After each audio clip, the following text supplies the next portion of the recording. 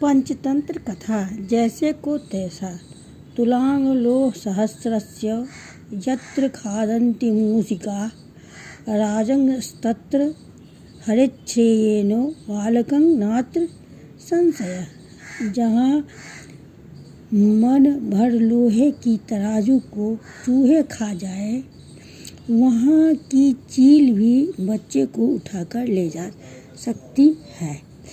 एक स्थान पर जीर्ण धन नाम का बनिए का लड़का रहता था। धन की खोज में उसने परदेश जाने का विचार किया। उसके घर में विशेष संपत्ति तो थी नहीं, केवल एक मन भर लोहे की तराजू थी। उसे एक महाजन के पास धरोहर रखकर वह विदेश चला गया। विदेश से वापस आने के बाद उसने महाजन से अपनी धरोहर वापसी मांगी।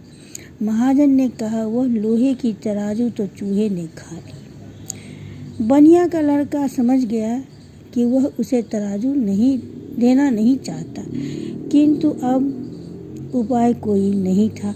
कुछ देर सोचकर उसने कहा कोई चिंता नहीं, चूहों ने खा डाली तो चूहों का दोष तुम्हारा नहीं, तुम उसकी चिंता न करो। थोड़ी देर बाद उस महाजन से कहा मित्र, नदी पर स्नान के लिए जा रहा हूँ, तुम अपने पुत्र धनदेव को मेरे साथ भेज दो, वह भी नहा आएगा।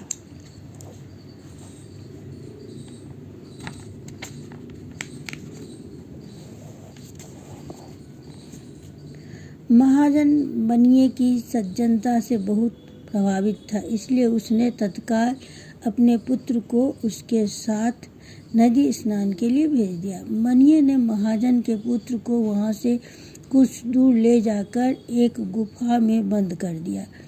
गुफा के द्वार पर बड़ी सी शिला रख दी, जिससे वह निकलकर भाग न जाए। फिर जब वह महाजन के घर आया तो महाजन ने पूछा, मेरा लड़का भी तुम तेरे साथ स्नान के लिए गया था, वह कहाँ है? बनिए ने कहा उसे चील उठा कर ले गई। महाजन, यह कैसे हो सकता है? कभी चील भी इतने बड़े बच्चे को उठा कर ले जा सकती है? बनिया, भले आदमी यदि चील बच्चे को उठाकर नहीं ले जा सकती तो चूहे भी मन भर भारी तराजू को नहीं खा सकते। तुझे बच्चा चाहिए तो तराजू निकाल कर देते। इसी तरह विवाद करते हुए दोनों राजमहल में पहुँचे। वहाँ न्यायाधिकारी के सामने महाजन ने अपने दुख कथा सुनाते हुए कहा कि इस बनिए ने मेरा लड़का चुरा लिया है। धनाधिकारी ने बनिए से कहा इसका लड़का इसे दे दो। बनिया बोला महाराज, उसे तो चील उठा ले गई। धर्माधिकारी, क्या कभी चील भी बच्चे को उठा ले जा सकती है? बनिया, प्रभु, यदि मन भर भारी तराजू को चूहे खा सकते हैं तो चील भी बच्चे को उठा कर ले जा सकते हैं।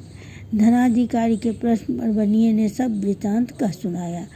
कहानी कहने के बाद दमनक को करकट ने फिर कहा, तूने भी असंभव को संभव बनाने का यत्न किया है। तूने स्वामी का हित चिंतक होके अहित कर दिया। ऐसे हित चिंतक मूर्ख मित्रों की अपेक्षा अहित चिंतक बैरी अच्छे होते हैं। हित चिंतक मूर्ख बंदर ने हित संपादन करते करते राजा का खून ही कर दिया था। दमनक ने पूछा कैसे? करकट ने तब बंदर और राजा की यह कहानी सुनाई।